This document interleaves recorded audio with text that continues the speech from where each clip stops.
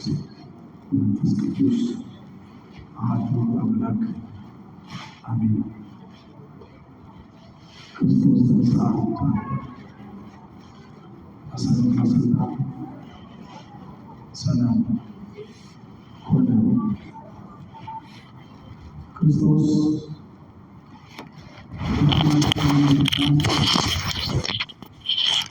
ሙታን መካከል ተለይቶ ተነሳ። ሰይጣንንም አሰረው፣ አዳምንም ነፃ ወጣው። ሰላም ከእንግዲህ ወዲህ ደስታና ሰላም ሆነ። የእግዚአብሔር ልጆች፣ የድንግል ማርያም ወዳጆች እንደምን ሰነበታችሁ? እንደምን ዋላችሁ? እንዴት አመሻችሁ? የኃጢአታችንን ብዛት የሰውነታችንን ክፋት ሳይመለከት በእድሜያችን ላይ ይህችን ቀን የጨመረልን በዚህም ቅዱስ ስፍራ ሰብስቦን ቅዱስ ቃሉን እንድንማማር የረዳን የአባቶቻችን የቅዱሳን አምላክ የእኛም አባት እግዚአብሔር ስሙ ለዘላለም የተመሰገነ ይሁን። እግዚአብሔር አምላካችን ከቅድስት ክርስቶስ ሰምራ ከጻድቁ አባት ከአቡነ ተክለ ሃይማኖት በረከት ረድኤት ሁላችንንም ያሳትፈን። አሜን አትሉም እንዴ? የሊቀ መላእክት የቅዱስ ሚካኤል ምልጃ አይለየን። አሜን። ካላስቸገርኳችሁ እንደዚህም እያልኩ ከማስተምር ወይ እንደዚህ እያልኩ ላስተምር ወይ እንደዚህ እያልኩ ላስተምር አይሻልም? ንገሩኝ እስቲ እናንተ ንገሩ። እንዴት ይሻላል? እንደሱ ይሻላል? እዚህ ጋር ያላችሁ በሙሉ ተነሱና ሌላም ጊዜ ሁሌ ሰርክ ጉባኤ ስትመጡ ፊት ለፊት ትምህርት በአይን ስለሚገባ ፊት ለፊት እየተያየን እንማማራለን። መታዘዝ ከምን ይበልጣል? ከመስዋዕት። እንግዲህ ደግሞ ጀመረው እንዳትሉ መጣ ደግሞ እንዳትልንሽ። ወንዶች ከኋላ ድምፅ ማጉያው አይሰራም። በጸሎት ጊዜ ስለሰማው ከኋላ ያላችሁ በሙሉ ተነሱና ፊት ለፊት ወንበር ላይ ተቀምጠን ፊት ለፊት እየተያየን እንማማራለን። የጻድቅ መታሰቢያ ለበረከት ነው። መጽሐፈ ምሳሌ ምዕራፍ 10 ቁጥር 7። ለዛሬ እንደ እግዚአብሔር አምላክ ቅዱስ ፈቃድ በሚኖረን አጭር ጊዜ የምንማማርበት የትምህርታችን ርዕስ ይህ ይሆናል። የጻድቅ መታሰቢያ ለበረከት ነው፣ የኃጥአን ስም ግን ይጠፋል ይላል የእግዚአብሔር ቃል። መጽሐፈ ምሳሌ ምዕራፍ 10 ቁጥር 7። ይህንን ቃል ዛሬ እንድንማማርበት የመረጥንበት ምክንያት ዛሬ በቤተ ክርስቲያናችን ትውፊት መሰረት ግንቦት 12 የጻድቁ አባት የአቡነ ተክለ ሃይማኖት ፍልሰተ አጽም እንዲሁም ደግሞ የክርስቶስ ሰምራን ዓመታዊ ክብረ በዓል በደማቅ ሁኔታ እናከብራለን።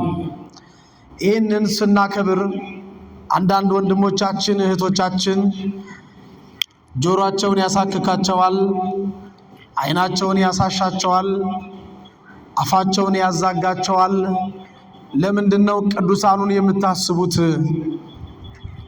ለምንድነው ለቅዱሳን ቀን ወስናችሁ ዛሬ አቡነ ገሌ ናቸው ዛሬ ቅድስት ገሌ ናት የምትሉት? ለምንድነው ይሄን የመሰለ ህንፃ ቤተ ክርስቲያን ሰርታችሁ ለሊቀ ዲያቆን ቀዳሜ ሰማዕት ለቅዱስ እስጢፋኖስ የሰየማችሁት? ለምን ለኢየሱስ ወይ ለመድኃኔዓለም አልሰየማችሁም ይሉናል። ይህንንና የመሳሰለውን እግዚአብሔር እንደፈቀደና እንደረዳን መጠን በጣም ባጭር ጊዜ ውስጥ እናያለን። መጽሐፍ ቅዱሳዊ ማስረጃና መረጃ እያቀረብን ማለት ነው። ከኔ ጋር ናችሁ? እግዚአብሔር ከሁላችን ጋር ይሁን።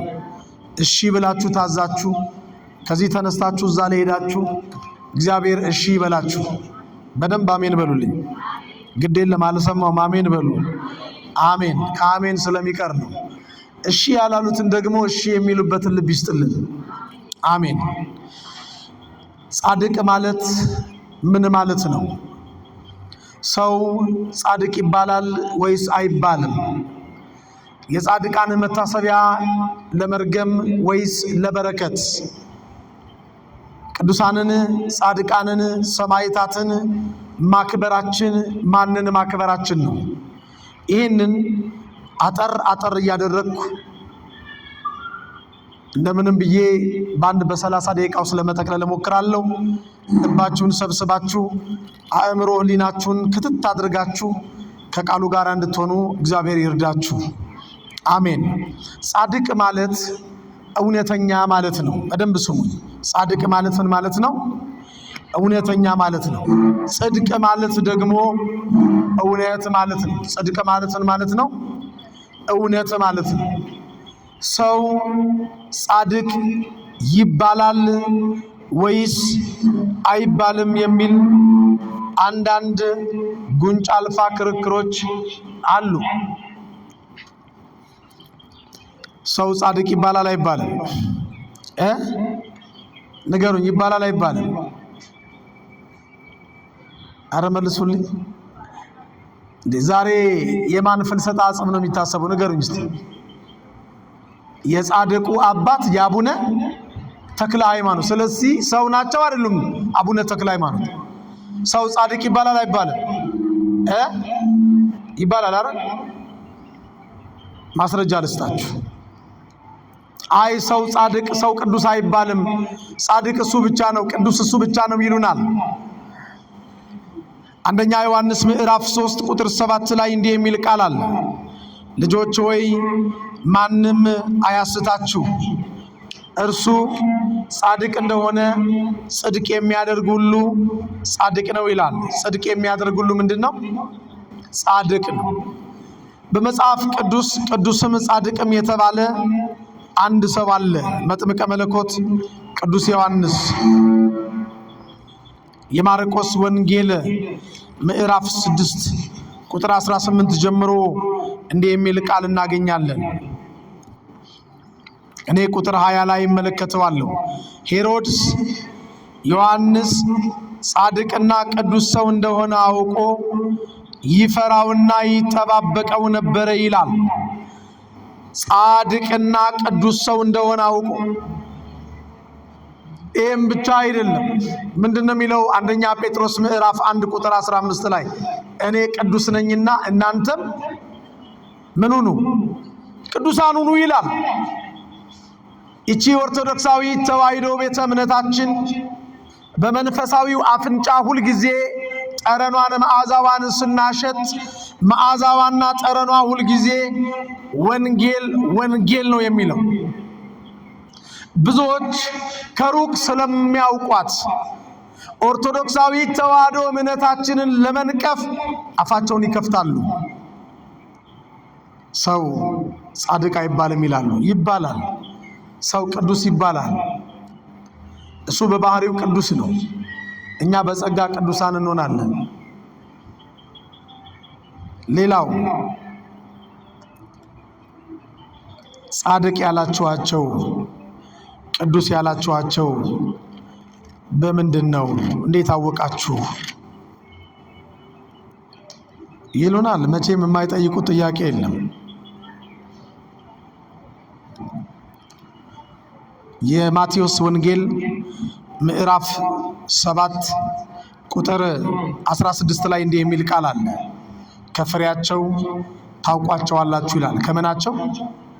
ከፍሬያቸው፣ ከግብራቸው፣ ከስራቸው፣ ከማንነታቸው፣ ከኑሯቸው፣ ከህይወታቸው ፍሬያቸውን እናውቀዋለን። ምን ይላል? ከእሾህ ወይን ከኩርንችትስ በለስ ይለቀማልን? እንዲሁ መልካም ዛፍ ሁሉ መልካም ፍሬ ያደርጋል፣ ክፉም ዛፍ ሁሉ ክፉ ፍሬ ያደርጋል። መልካም ዛፍ ክፉ ዛፍ መልካም ማፍራት አይቻለውም።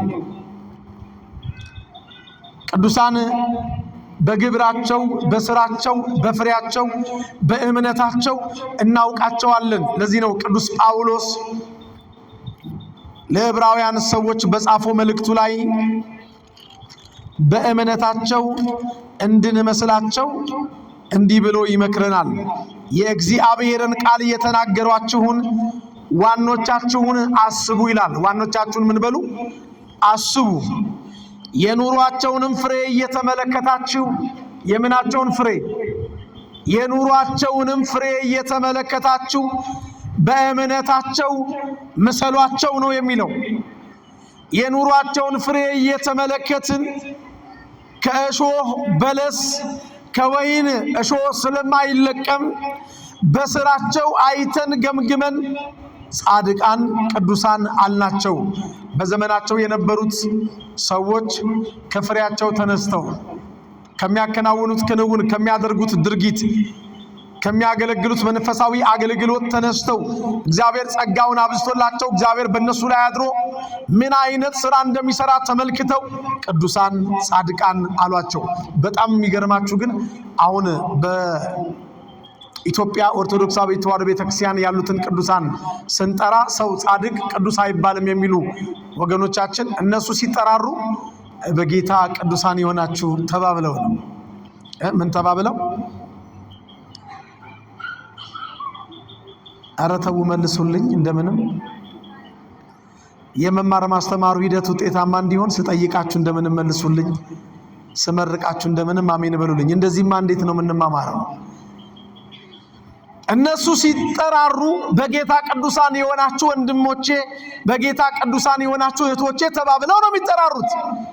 ሃይማኖታቸውን አጽንተው በምግባር ቀንተው እግዚአብሔርን ደስ አሰኝተው እግዚአብሔር በእነሱ ላይ ባሳደረው ጸጋ ብዙዎችን ከአምልኮተ ጣዖት ወደ አምልኮተ እግዚአብሔር የመለሱ እና አቡነ ተክለ ሃይማኖትን እና አቡነ ገብረ መንፈስ ቅዱስን እና ቅድስት አርሴማን እና አቡነ አረጋዊን እና አባ ጰንጠሌዎን እና አባ ጽሕማን እና አባ ጉባን ሌሎቹንም እና አባ ሊቃኖስን ሌሎቹንም ቅዱሳን እነ ክርስቶስ ሰምራን ቅዱሳን ጻድቃን ሰማዕታት ስንል እነ ቅዱስ ጊዮርጊስን ጆሮአቸውን ያሳክካቸዋል ብዙዎች። እኛ ግን ከስራቸው ከፍሬያቸው አውቀን ጻድቃን ቅዱሳን እንላቸዋለን።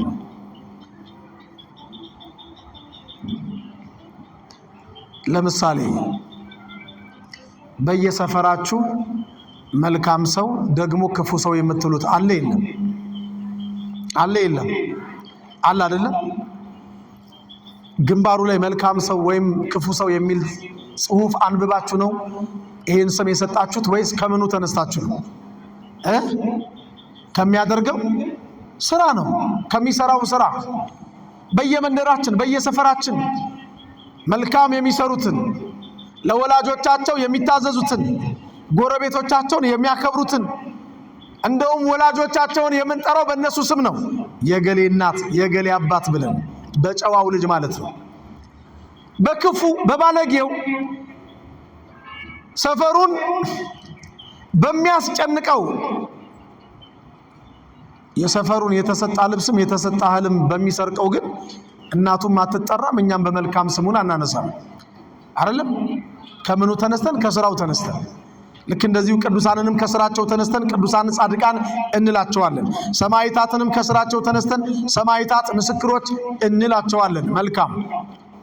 አሁን የእነዚህን ቅዱሳን የእነዚህን ጻድቃን የእነዚህን ሰማዕታት ስም ወር በገባ ቀን ሰጥተን በዚህ ቀን አቡነ ገሌ ናቸው። ለምሳሌ ወር በገባ በ5 አቡነ ገብረ መንፈስ ቅዱስን እናስባለን።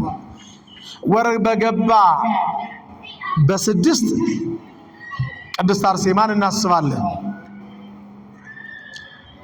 በ24 አቡነ ተክለ ሃይማኖትን፣ በ23 ቅዱስ ጊዮርጊስን፣ መርቆሬዎስን ወዘተ እናስባለን።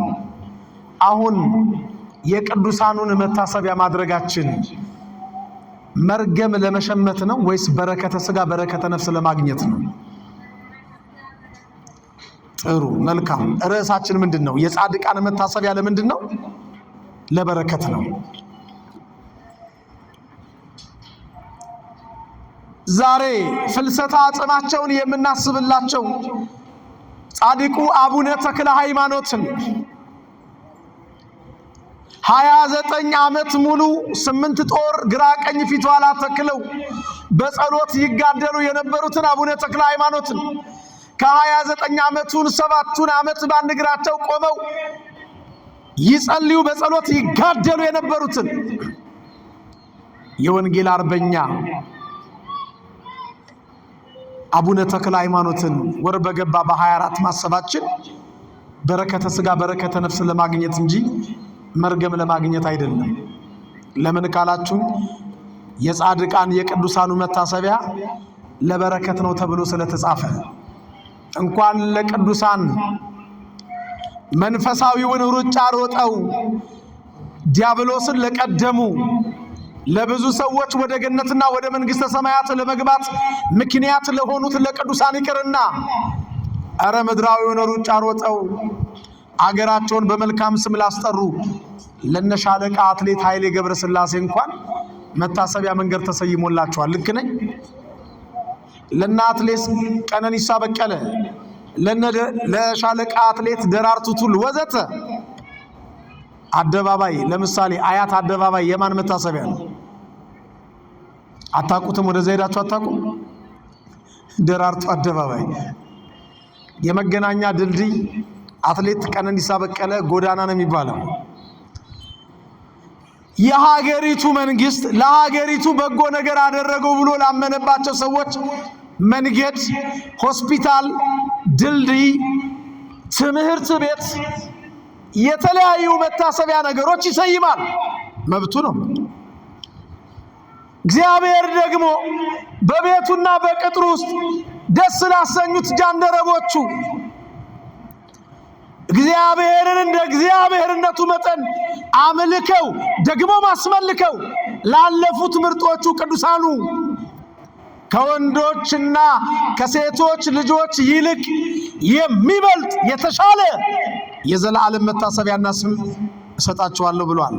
ትንቢተ ኢሳይያስ ምዕራፍ 56 ቁጥር 5 ላይ ይህንን ቃል መመልከት ይቻላል። አነበዋለሁ። እንዲህ ይላል፣ እነሆ ሰንበቴን ስለሚጠብቁ ደስ የሚያሰኘኝንም ስለሚመርጡ ጃንደረቦች እንዲህ ይላል፣ በቤቴና በቅጥሬ ውስጥ በምኔና በምኔ ውስጥ። አሁን የሰማችሁ ጮክ ብላችሁ ንገሩኝ።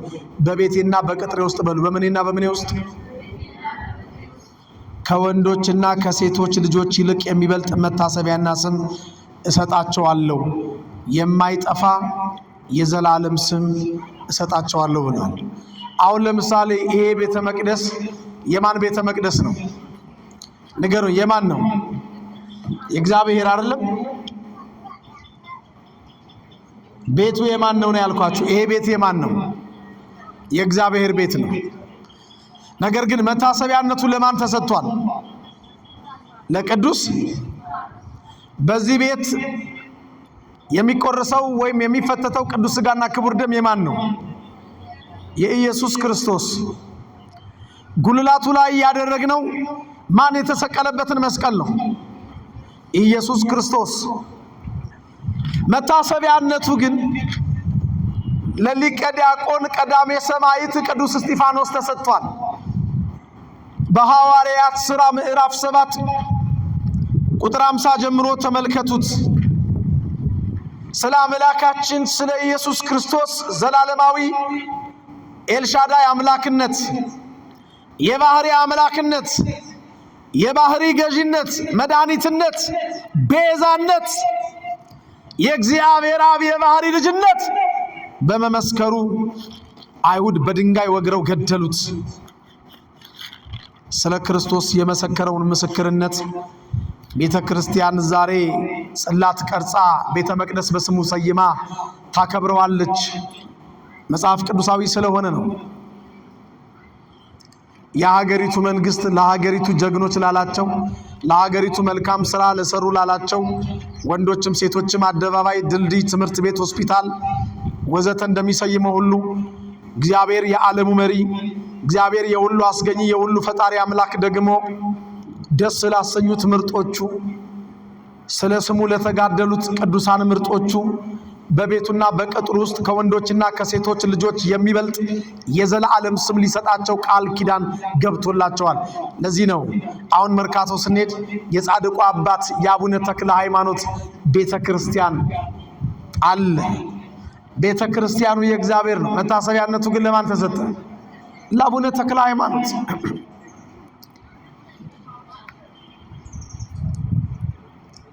ወር በገባ በ17 ቅዱስ እስጢፋኖስን ብናስብ፣ ወር በገባ በ24 አቡነ ተክለ ሃይማኖትን ብናስብ ሮሜ ምዕራፍ 14 ቁጥር 6 ላይ እንዲህ የሚል ቃል ስለተጻፈ ነው። አነበዋለሁ። ሮሜ 14 ቁጥር 6 ቀንን የሚያከብር ለጌታ ብሎ ያከብራል ይላል። አሁን የሰማችሁኝ ሁላችሁም ንገሩኝ። ቀንን የሚያከብር በሉልኝ። ለማን ብሎ ያከብራል? እኛ ቀን አምላኪዎች ነን እንዴ? ንገሩኝ። ቀን ነው የምናመልከው? የምናመልከው ማንን ነው? ጮክ ብላችሁ ንገሩኝ። እግዚአብሔርን ነው የምናመልከው። ሰማይን ያለ ባላ ምድርን ያለ ካስማ የዘረጋውን ፍጥረታትን ፈጥሮ የሚገዛውን አምላክ እኛንም የፈጠረንን ሁሉን ፈጥሮ የሚገዛውን እግዚአብሔርን ነው የምናመልከው።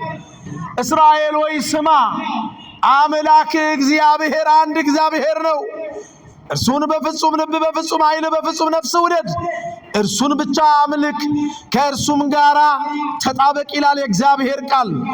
አዎ የምናመልከው እሱን ብቻ ነው። በሱ ዙፋን በሱ ወንበር ላይ ማንንም አናስቀምጥም። ኦሪት ዘዳግም ምዕራፍ 6 ቁጥር 4 ላይ የተጻፈ የእግዚአብሔር ቃል ነው። የምናመልከው ማንን ነው? ጮክ ብላችሁ ንገሩ። ዛሬ በውጭ ያሉ አንዳንዶች የኢትዮጵያ ኦርቶዶክሳዊ ተዋሕዶ ቤተክርስቲያንን የማያውቋት ብዙ አማልክት የምናመልክ የሚመስላቸው ከእግዚአብሔር ውጪ ሌሎች ደባል አማልክቶችን እያመለክን የምናስመልክ የሚመስላቸው ብዙዎች ናቸው። ማንንም አናመልክም እኛ ከእግዚአብሔር ውጪ። እግዚአብሔር አምላካችን ቀናተኛ አምላክ የሚባላ እሳት ነው።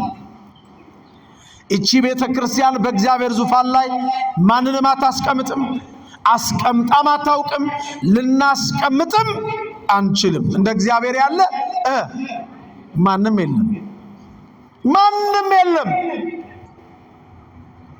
ኦሪት ዘዳግም ምዕራፍ 33 ቁጥር 26 ላይ የተጻፈ የእግዚአብሔር ቃል ነው።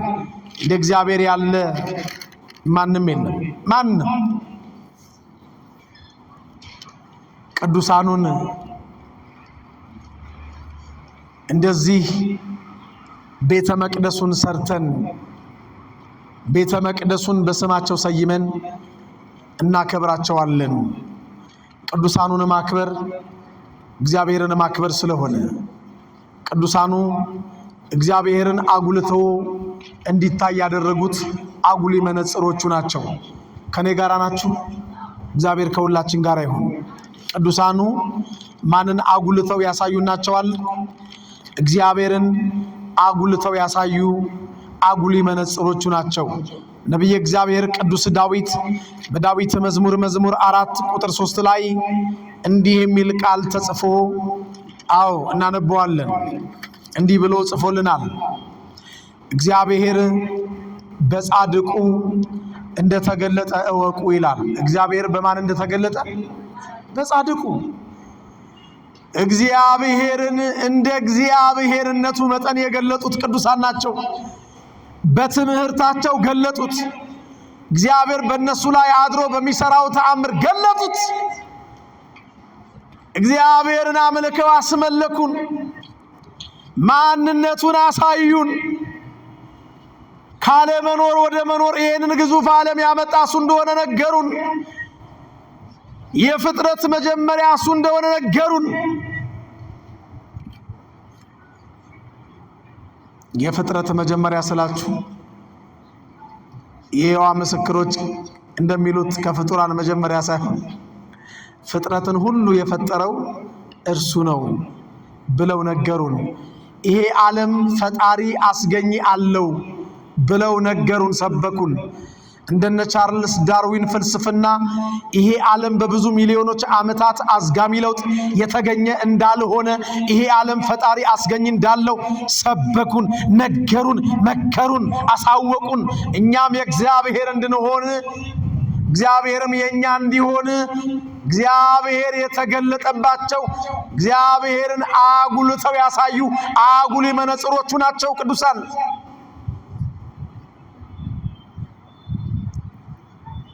እንደ ሽንኩርት እየተላጡ እንደ ጎመን እየተቀረደዱ በድንጋይ እየተወገሩ በእሳት እየተቃጠሉ በሙቀጫ እየተወቀጡ በመጋዝ እየተሰነጠቁ ለአናብስት ለአራዊት ለአናብርት ለአራዊት እየተጣሉ ሹማምንቶቹ፣ መኳንንቶቹ፣ ነገስታቶቹ ስለ እግዚአብሔር የመሰከሩትን ቅዱሳን ከአውሬዎች ጋር እያታገሉ ሲያላግጡባቸው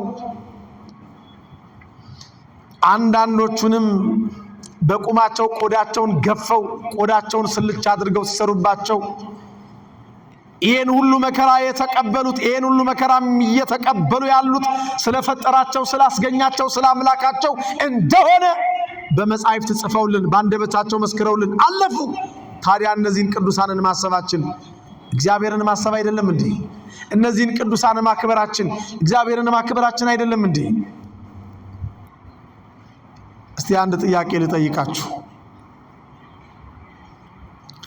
ቅዱሳን ሲመሰገኑ ነው ደስ የሚለው እግዚአብሔር ወይስ ሲሰደቡ ነው? እስቲ እውነቱን ንገሩ። መቼም ይሄ ጥያቄ ነው ብዬ አይደለም የጠየኳችሁ። እንኳን እናንተ የ3 ዓመት ሕፃን ልጅም ይሄን ጥያቄ በትክክል ይመልሳል። ቅዱሳኑን ስናመሰግናቸው እግዚአብሔርን ገልጣችሁ አሳያችሁን።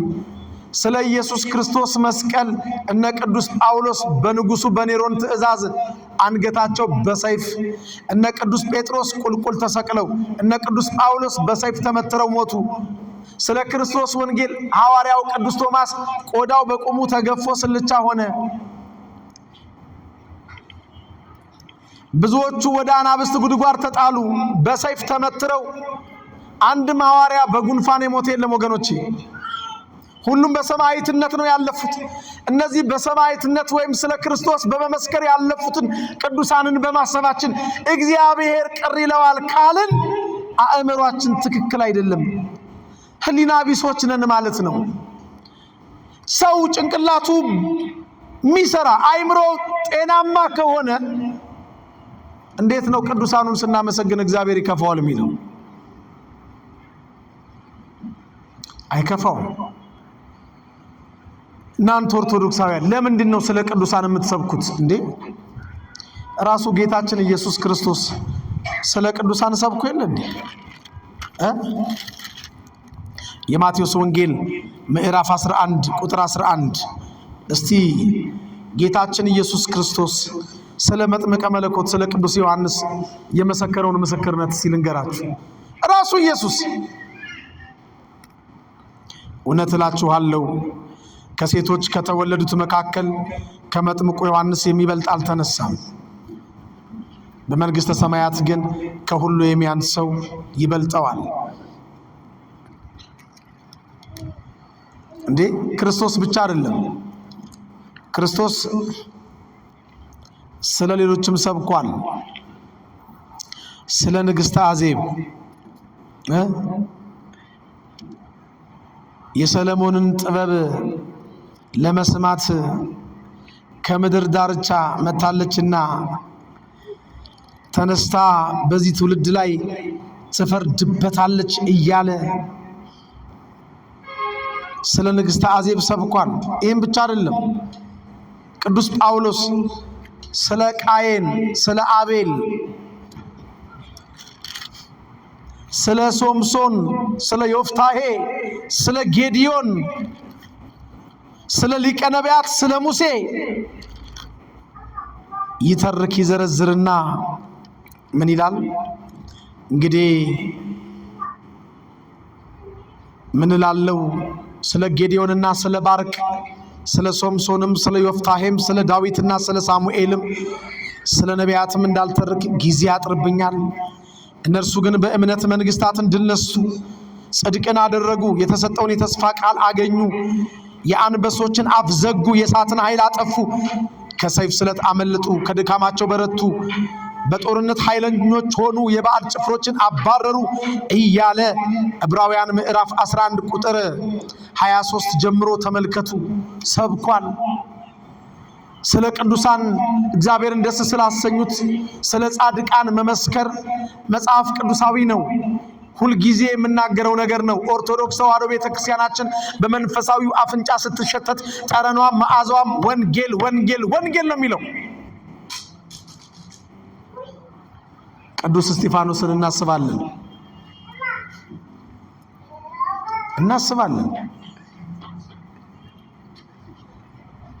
ለምን? የጻድቅ መታሰቢያ ለምንድን ነው? ለበረከት። ቅዱሳኑን አማልዱን ትላላችሁ፣ በቃል ኪዳናቸው ትታመናላችሁ፣ እግዚአብሔር ለነሱ ቃል ኪዳን ገብቷል ብላችሁ እግዚአብሔር በገባላቸው ቃል ኪዳን የልባችን መሻት ይፈጸማል ብላችሁ አምላከ ተክለ ሃይማኖት አምላከ ቅዱስ እስጢፋኖስ እያላችሁ ትለምናላችሁ። አዎ እንለምናለን። እግዚኦ መሐረነ ክርስቶስ ካላችሁም በኋላ በምን እንላለን? በእንተ ማርያም መሐረነ ክርስቶስ ደግሞ እንላለን።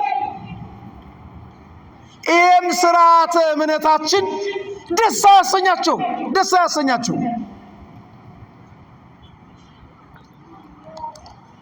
እግዚአብሔር ስለ አንድ ቅዱስ ስለ አንድ ጻድቅ እንኳን የግለሰብ ሕይወት የአገር ታሪክ እንደሚቀይር ታውቃላችሁ። ምንድን ነበር ያለው ለአብርሃም? ሰዶምና ገሞራን 5ቱን አውራጃዎች ሊያጠፋ ሲል እግዚአብሔር፣ አብርሃም ግን ገና በእግዚአብሔር ፊት ቆሞ ነበር ይላል ኦሪት ዘፍጥረት ምዕራፍ 18 ቁጥር 23 ጀምሮ። በውኑ ጻድቁን ከኃጢአተኛው ጋር ታጠፋለህን? 50 ጻድቃን በከተማይቱ ውስጥ ቢገኙ በውኑ ሁሉን ታጠፋለህን? ከተማይቱንስ በእርሷ ስለሚገኙ 50 ጻድቃን አትምርምን? ይህ ካንተ ይራቅ አለው አብርሃም ስለ ሰዶም ሲማልድ። እግዚአብሔር ምን ሊሆን? እግዚአብሔርም በሰዶምና በከተማይቱ ውስጥ 50 ጻድቃን ባገኝ ስፍራውን ሁሉ ስለ እነርሱ ምራለሁ አለ። አሁን በመድኃኔዓለም ስም ይዣቸዋለሁ፣ የሰማችሁትን ብቻ ትነግሩኛላችሁ። በከተማይቱ 50 ጻድቃን ባገኝ ስፍራውን ሁሉ ስለ እነርሱ ምን እላለሁ? ኧረ ተው ንገሩ። እምራለሁ አለ። ስለማ? ስለ ቅዱሳኑ ስለ ጻድቃኑ ስል እምራለሁ አለ። በጣም የሚገርማችሁ እናንተ ቤታችሁ ውስጥ እስከ ቁጥር 32 ድረስ አንብቡ። 40 ቢገኙ ሲል 40 ሲጠፋ፣ 30 ቢገኙ ሲል 30 ቢጠፋ፣ 20 ቢል ስለ 20 እምራለሁ ሲል መጨረሻ ላይ አብርሃም 10ስ ቢገኙ ሳለ ስለ 10 ስል አላጠፋትም አለ። ትናንትና በእነ አብርሃም ዘመን የነበረው እግዚአብሔር፣ ትናንትና በእነ ነቢየ እግዚአብሔር በእነ ቅዱስ ኢሳይያስ ዘመን የነበረው እግዚአብሔር ዛሬ ሌላ እግዚአብሔር ነው እንደምናመልከው። የትናንትናው ስለ ጻድቃን ስለ ቅዱሳን ሲል ከተማ ይምር የነበረው እግዚአብሔር ዛሬ ተቀይሮ ባህሪው ስለ ቅዱሳንና ስለ ጻድቃን ሲል ሀገርና ከተማ አልምርም ይላል እንዴ? እኔ እግዚአብሔር አልለወጥም ይላል። ሰው አይደለም እግዚአብሔር የሚለወጠው፣ ዘመን አይለውጠውም። ነቢየ እግዚአብሔር ቅዱስ ዳዊት አንተ ግን ያው አንተ ነህ አለው። አንተ ግን ያው ምንድነህ? ያው ነህ። እግዚአብሔር ግን ያው እግዚአብሔር ነው። እግዚአብሔር አይለወጥም። ትናንትና ለአብርሃም ስለ ቅዱሳን ስለ ጻድቃን በከተማይቱ ውስጥ ስለሚገኙት ጥቂት እግዚአብሔርን ስለሚፈሩት ሰዎች ከተማውን አገሩን እምራለሁ ካለ ዛሬስ አይምር ይሆን? እናምነዋለን፣ ይምራል።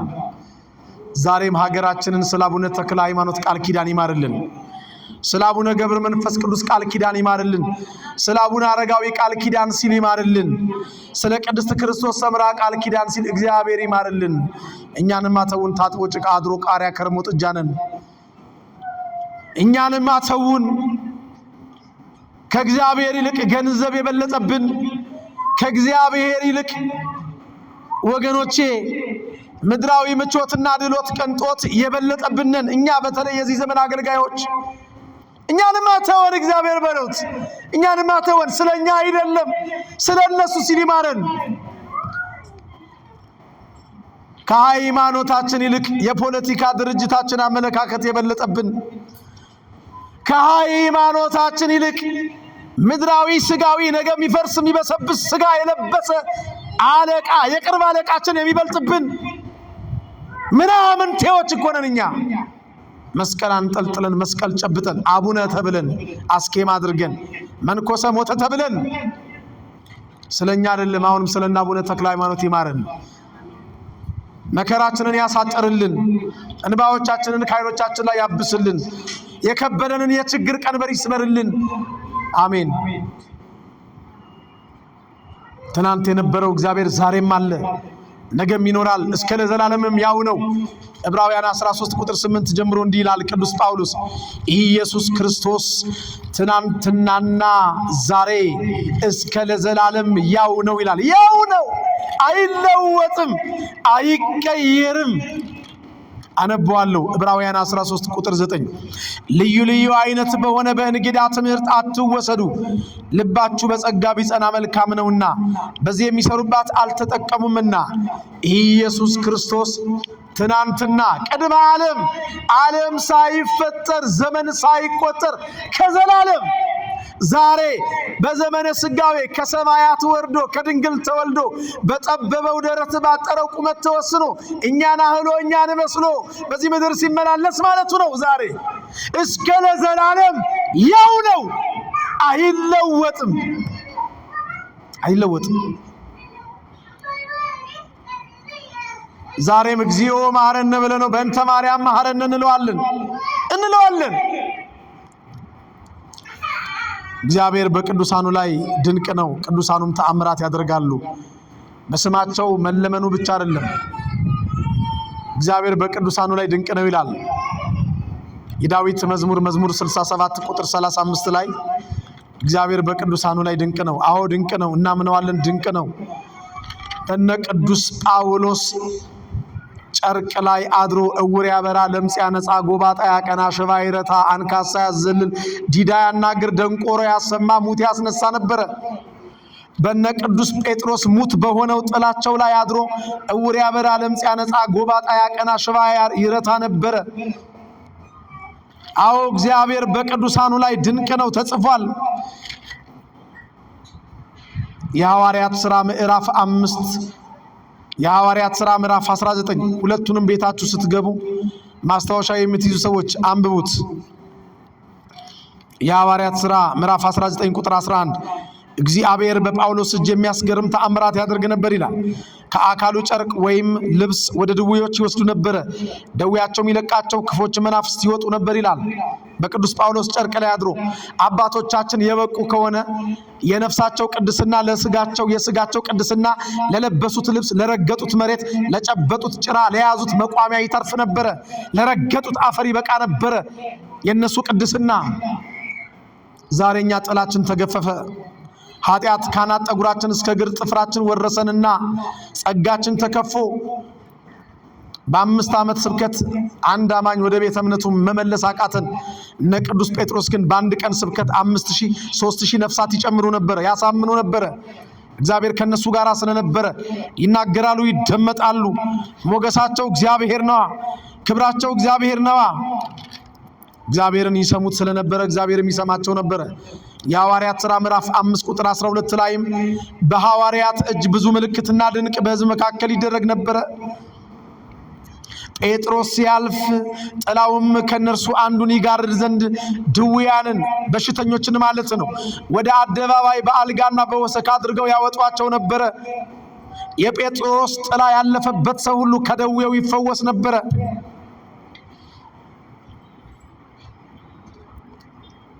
ቅዱሳኑን አታስቡ፣ ጻድቃንን አታስታውሱ፣ ሰማዕታቱን ቀን ወስናችሁ አታክብሩ የሚለው ድምፅ የእግዚአብሔር መንፈስ ቅዱስ ድምፅ ሳይሆን የጋንጩሩ ድምፅ ነው፣ የሳጥናኤል ድምፅ ነው። የቀደመው እባብ የታላቁ ዘንዶ የሳጥናኤል ድምፅ ነው እና የግብር ልጆቹ ድምፅ ነው፣ የአጋንንት ድምፅ ነው። እኛ ክብር ለሚገባው ንገሩኝ፣ ክብር እንሰጣለን። ሮሜ 13 ቁጥር 7 ላይ ነው ክብር ለሚገባው ክብር ስጡ ይላል። እንሰጣለን። ቅዱሳኑን እናከብራለን፣ እግዚአብሔርን እናመልካለን። ቅዱሳኑን ግን አናመልክም። እግዚአብሔርንም ቅዱሳኑን እያመለክን አናስቆጣውም። በውጭ ያሉት ግን ቅዱሳኑን የምናመልክ የሚመስላቸው ሰዎች አሉ። ወገኖቼ ኑና ተማሩ በሏቸው። እቺ ቤተክርስቲያን አንድም ቀን አንድ ቀን አይደለም፣ አንድ ሰዓት አይደለም፣ 1 ሴኮንድ እግዚአብሔርን ብቻ እያመለከች ትኖራለች። ከእግዚአብሔር ውጪ ማይክሮ ሰከንድ ላይ መንበሩ ላይ የሌላ አምላክ ስም ጠርታ አታውቅም፣ አትጠራምም። አምላኳ እግዚአብሔር ብቻ ነው። አከተመ።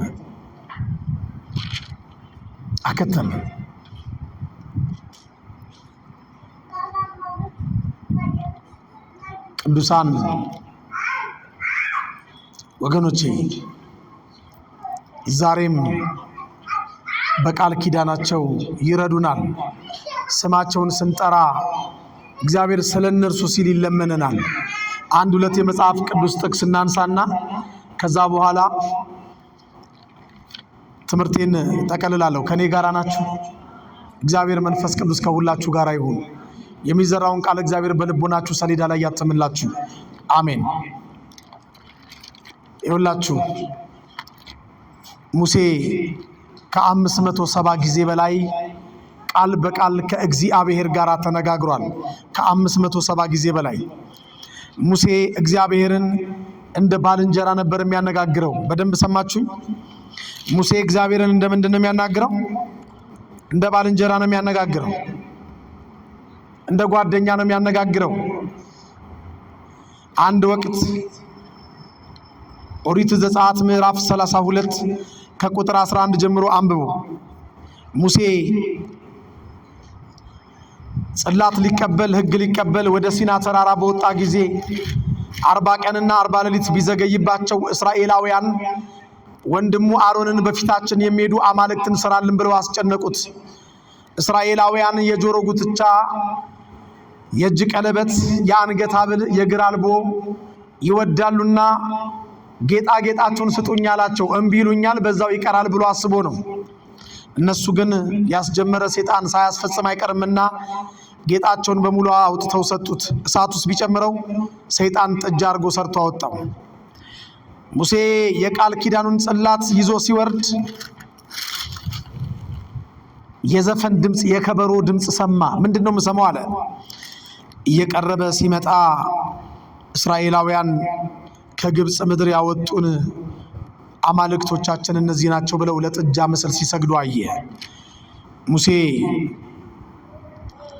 ከእግዚአብሔር የተቀበለውን ጽላት በጥጃው ላይ ወረወረው።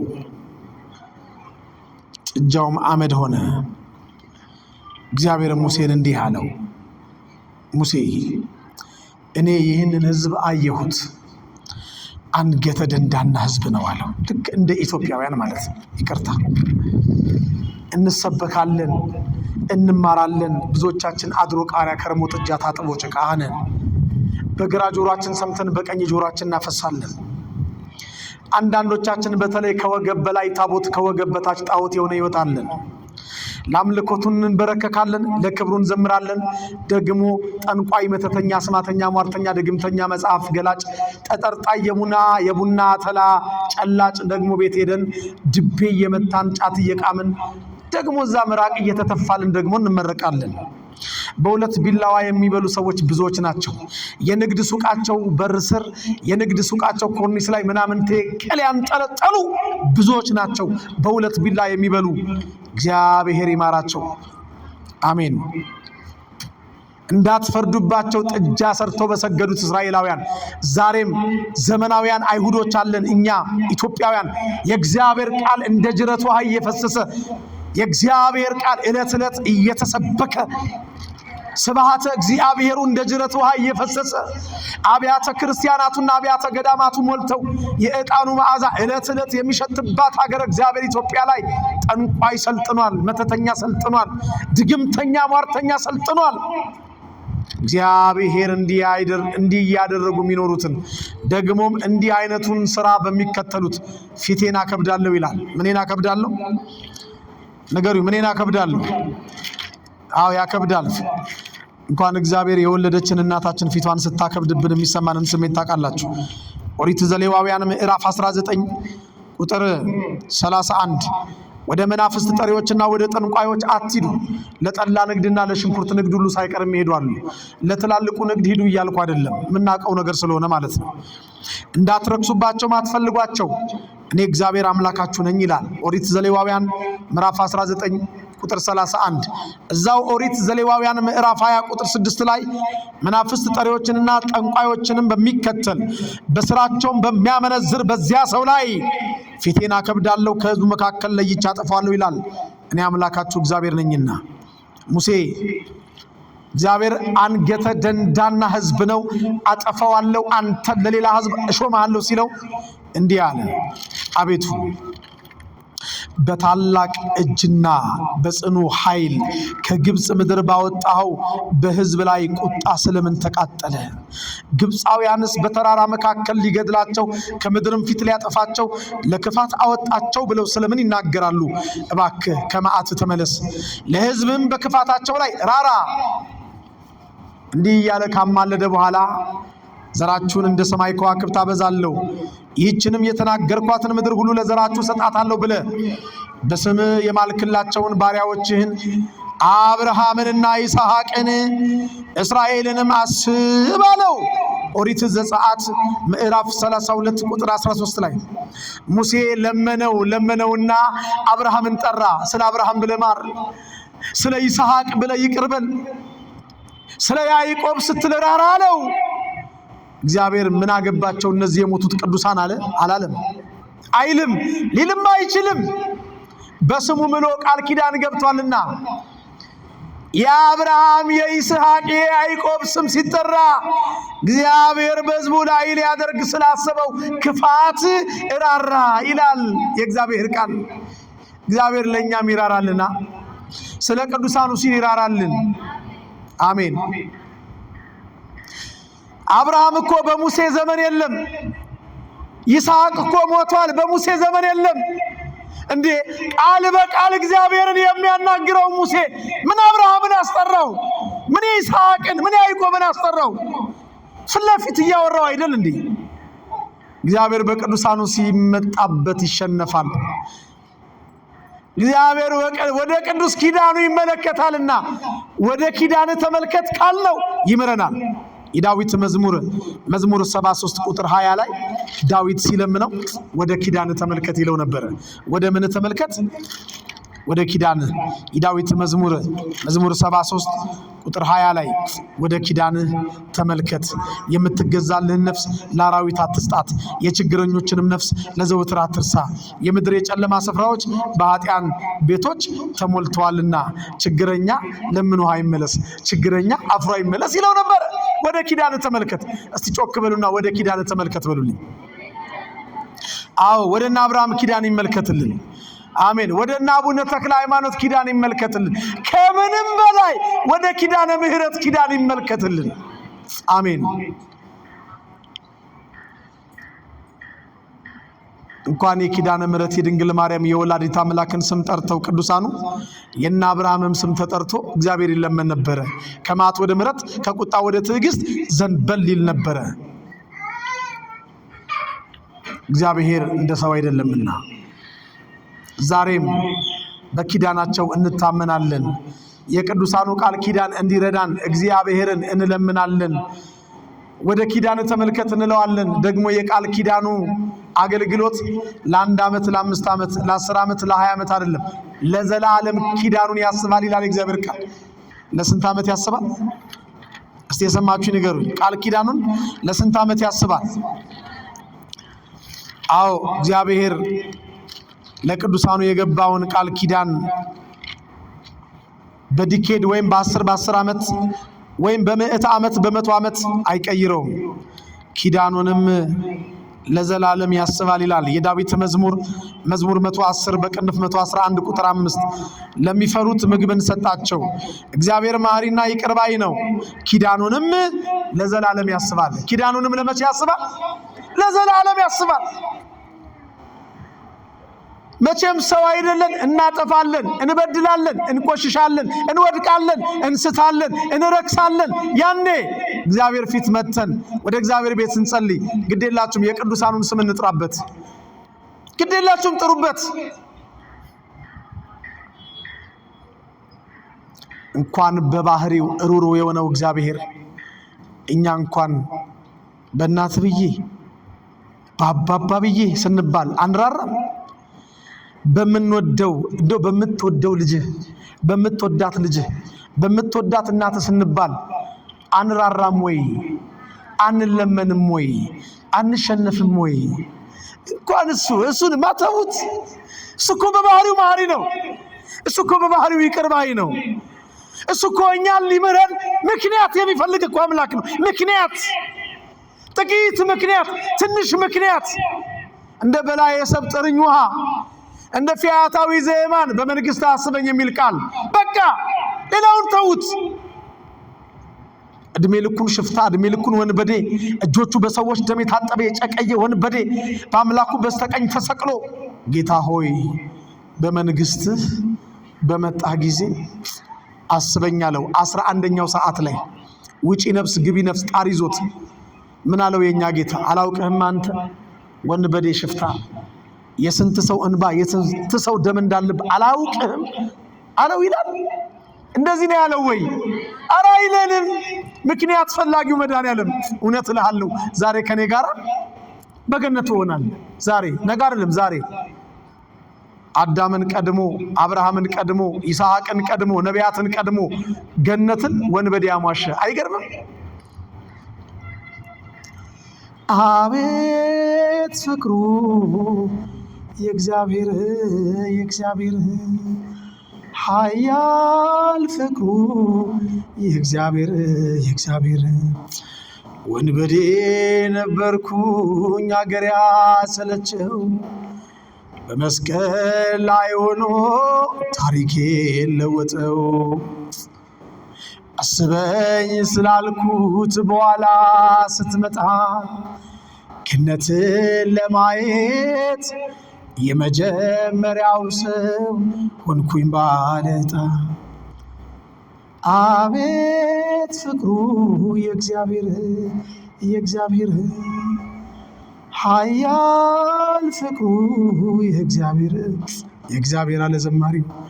አቤት የእግዚአብሔር ፍቅሩን በልቦናችሁ ሳለባችሁ፣ ምሕረቱን በዓይናችሁ ሳለባችሁ።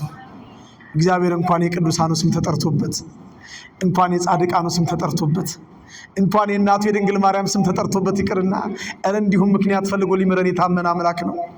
የዛሬ 20 ዓመት የሰጣችሁትን 20 ሳንቲ ያስቡ የሚምር አምላክ እኮ ነው። የዛሬ 15 ዓመት ለኔ ቢጤ የሰጣችሁትን 15 ሳንቲ ያስቡ ገነት የሚያስገባችሁ አባትና አምላክ እኮ ነው እግዚአብሔር። እናንተ ረስታችሁታል። ያኔ በራፋችሁን አንኳክቶ ውሃ ጠማኝ ያላችሁን የኔ ቢጤ እናንተ ረስታችሁታል። በጆግ የሰጣችሁትን ያን ውሃ ረስታችሁታል። እግዚአብሔር ግን በእኔ አይደለም በደቀ መዝሙር ስም ቀዝቃዛ ጽዋ ውሃ ያጠጣችሁትን ማጠጣት አርሰውም ይላል የማቴዎስ ወንጌል ምዕራፍ 10 ቁጥር 40 ላይ እዩት። አይረሳም እግዚአብሔር። ባለብዙ ምሕረት ነው፣ ባለብዙ ይቅርታ ነው። ዛሬም እኛ ኦርቶዶክሳውያን ቅዱሳኑን የምናከብረው በቅዱሳኑ ቃል ኪዳን የምንማጸነው ይሄን መሐሪ አምላክ ስለምናውቀው ነው። የቅዱሳኑ መታሰቢያ ለመርገም ለበረከት ነው። የጻድቃን መታሰቢያ ለመርገም ለበረከት ነው።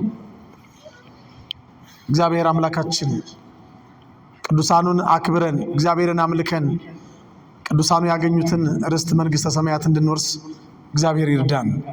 የሰማነውን ቃል ይባርክልን። አምኖ ከመካድ ቀርቦ ከመራቅ ክርስትናን ጀምሮ ከማቋረጥ እግዚአብሔር ይጠብቀን።